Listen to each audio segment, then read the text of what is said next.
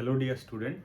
So আজ last ক্লাসে যেটা আমরা ডিসকাস করেছিলাম যেটা ছিল মেটাল হাইড্রোজিনেশন এবং সেটা ছিল কমপ্লিট হাইড্রোজিনেশন। আজকে আমরা ডিসকাস করব যেটা পার্সিয়াল হাইড্রোজিনেশন এবং এটা খুব ইম্পর্ট্যান্ট টপিক। পার্সিয়াল হাইড্রোজিনেশনের মধ্যে যেটা আসবে, পার্সিয়াল হাইড্রোজিনেশন বেসিক্যালি যেটা আসবে সেটা হচ্ছে, দেখো ফার্স্ট কমপ্লিট হাইড্রোজিনেশন যেটা আমরা পড়েছি লাস্ট ক্লাসে সেটা কি ছিল, যেখানে কমপ্লিট একটা অ্যালকিন, এটা অ্যালকাইন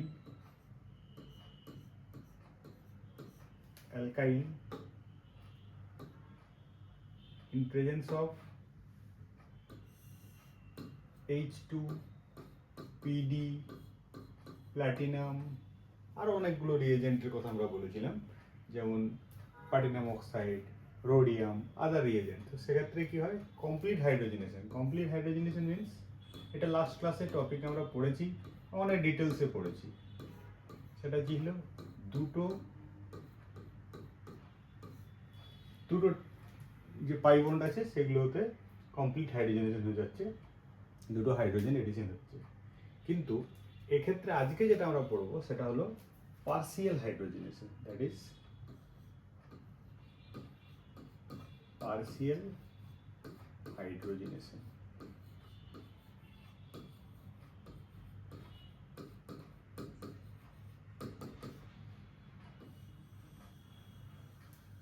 পার্সিয়াল হাইড্রোজেনেশন মিনস হোয়াট, যেটা এখানে দুটো ডবল বন্ড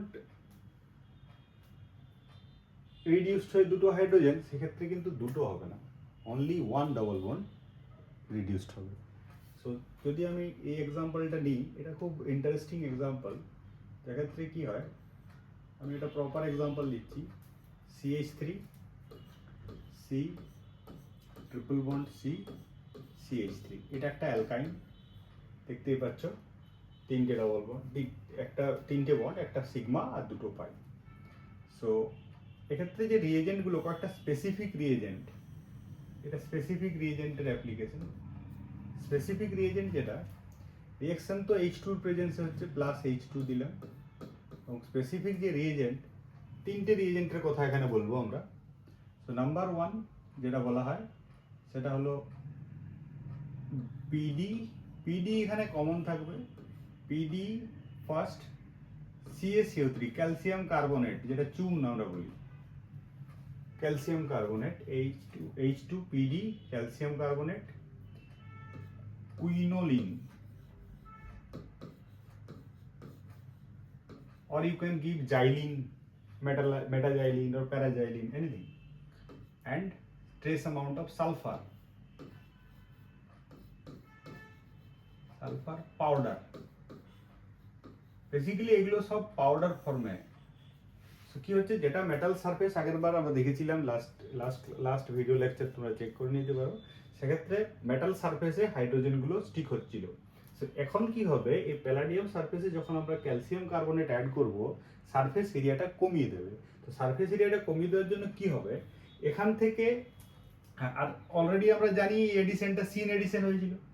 সিন এডিশন মানে কি, দেখো ফার্স্ট এখানে সিন এডিশন মানে দুটো হাইড্রোজেন সেম সাইড থেকে যুক্ত, সেম সাইড থেকে, এই যে হাইড্রোজেন ওকে, সেম সাইড থেকে। তো it is called syn addition and product is cis. And interestingly already আমরা বলেছি it is a stereospecific reaction. Stereospecific মানে বেসিক্যালি একটা টাইপের প্রোডাক্ট ম্যাক্সিমাম হবে স্টিরিও স্পেসিফিক, এবং সেম সাইড থেকে এডিশন হচ্ছে, that is stereospecific. Now, এবং এই রিয়েজেন্টের স্পেসিফিক নাম আছে, এটাকে বলা হয় Lindlar's catalyst. Lindlar's catalyst. Next যে রিয়েজেন্ট, সিমিলার, একটু জাস্ট ডিফারেন্স, যেটা হচ্ছে পিডি সেম আছে, এখানে ক্যালসিয়াম কার্বনেটের জায়গায় আমরা বেরিয়াম সালফেট দেবো। তো that is also in powder form. বাকি সব same, quinoline, sulphur or xylene, anything you can give. So H2PD BSO4 quinoline, same product is also same, that is same product এখানে যা বলবো সেগুলো সেমই আসবে সব। এটাও সেই সিস প্রোডাক্ট, আর এখানে সব জায়গায় যেগুলো হচ্ছে সব পার্সিয়াল। আমরা আরেকটা এক্সাম্পল দিচ্ছি। নেক্সট অ্যানাদার এক্সাম্পল, এটা আরেকটা এক্সাম্পল যে রিএজেন্টের কথা বলি। এখানে বলা হয় Ni2B নিকেল বোরাইড। নিকেল বোরাইড এটা কি? নিকেল বোরাইড। নিকেল বোরাইড H2 সারফেসে সিমিলারলি এটাও সারফেস এরিয়াটা কম হওয়ার জন্য এটারও ফার্দার সিসি প্রোডাক্ট হবে, similar product, same cis product, cis same cis পেশনে রিঅ্যাকশন হবে, cis will be the product. So in all case these are the actually partial, কি হবে এটা? partial hydrogenation, partial hydrogenation.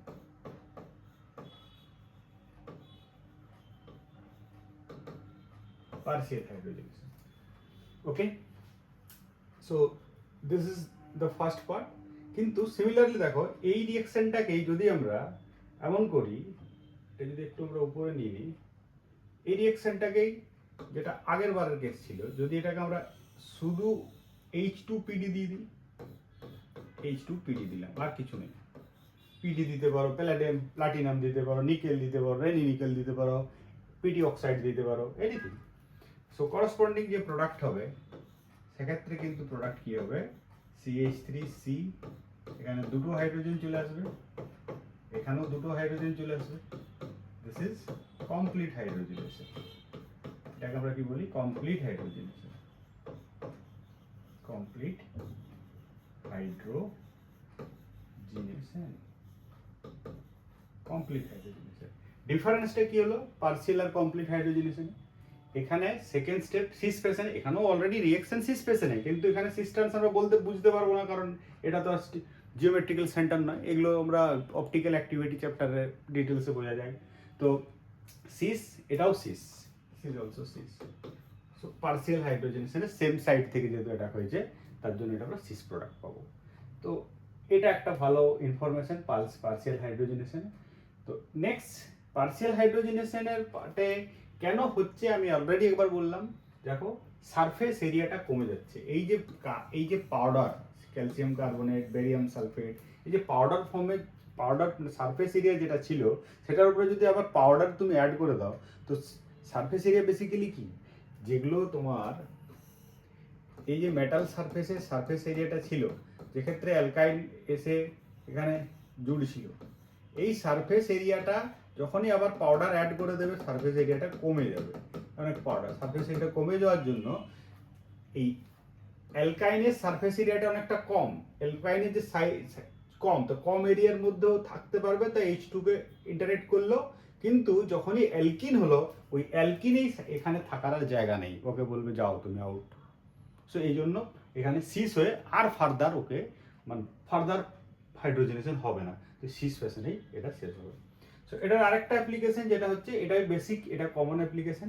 এক্ষেত্রে আরেকটা অ্যাপ্লিকেশন হচ্ছে যেটা হচ্ছে, দেখো নেক্সট যে অ্যাপ্লিকেশন এই রিঅ্যাকশনের, যেটাকে আমরা বলি বেসিক্যালি অ্যাসিড ক্লোরাইড। এখানে দেখতে হবে তোমাকে দুটো বেসিক্যালি রিঅ্যাকশন হয়, অ্যালকাইন।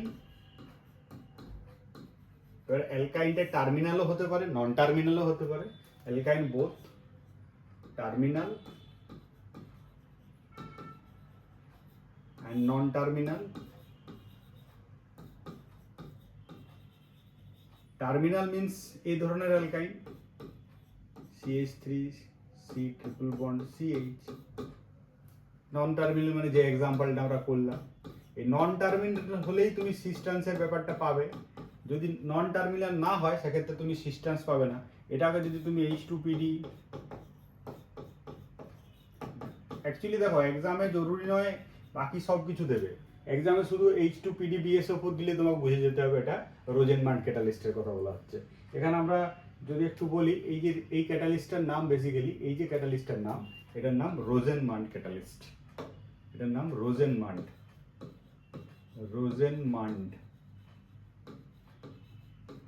ক্যাটালিস্ট। এই ক্যাটালিস্টেরও নাম আছে, এটাকে বলা হয় P2 ক্যাটালিস্ট। P2 ক্যাটালিস্ট, এটা ফুল ফর্ম কিছু নেই, P2 ক্যাটালিস্ট দিয়েই এটা জানা যায়, P2 ক্যাটালিস্টই বলা হয় একে, ঠিক আছে। তো এই যে ধরো H2PDBSO4, এটাকে বলে রোজেনমান ক্যাটালিস্ট, কার্বন ক্যালসিয়াম কার্বনেট দিলে এটাকে বলতো লিন্ডার্স catalyst.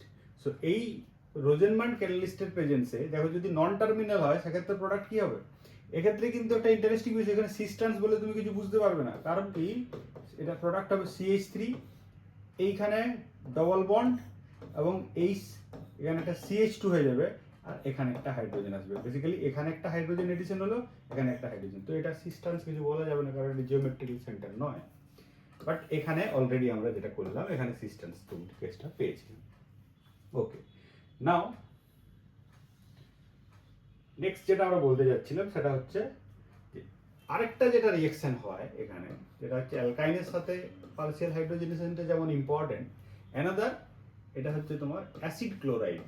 Acid chloride is this carboxylic acid, OH হলে কার্বক্সিলিক অ্যাসিড, সেটার জায়গায় Cl আছে তাহলে অ্যাসিড ক্লোরাইড। তো কার্বক্সিলিক অ্যাসিড বেসিক্যালি অ্যাসিড ক্লোরাইডের সাথে যদি আমরা যে কমন রিএজেন্টটা ইউজ করা হয়, যেটা H2PDBSO4, কুইনোলিন যেগুলো ছিল সেগুলো সেম, কুইনোলিন, সালফার, এই যে রোজেনমান, এটাকে বলে রোজেনমান, BSO4 হলে রোজেনমান, ক্যালসিয়াম কার্বনেট হলে P2, এই সরি ক্যালসিয়াম কার্বনেট হলে যেটা বললাম আমরা লিন্ডার্স। এটা সিমিলারলি তুমি লিন্ডার্স দিয়েও করতে পারো, H2PD CaCO3 কুইনোলিন সালফার। তো product will be nothing but, তার যেটা প্রোডাক্ট হবে সেটা হবে দিস RCHO প্লাস সাথে একটা side product HCl। Similarly here also RCHO plus HCl। এখানেও ফার্দার আর এখানে রিডিউসড হবে না, দিস ইজ দ্য পার্সিয়াল। তো এটাও হয়ে গেল তোমার পার্সিয়াল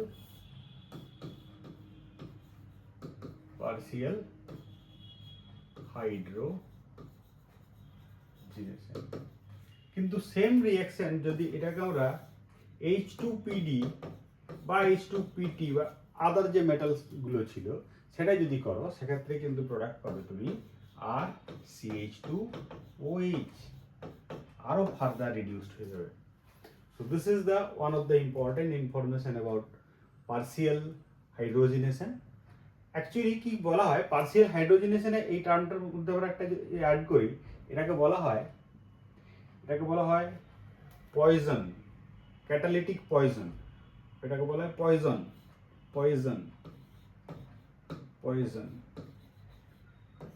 কেন কাদের পয়জন বলছি, এই যে আমরা barium sulphate, calcium carbonate or barium sulphate, এই যে এদেরকে ইউজ করে আমরা মেটাল সারফেসের অ্যাক্টিভিটিটা কমিয়ে দিচ্ছি।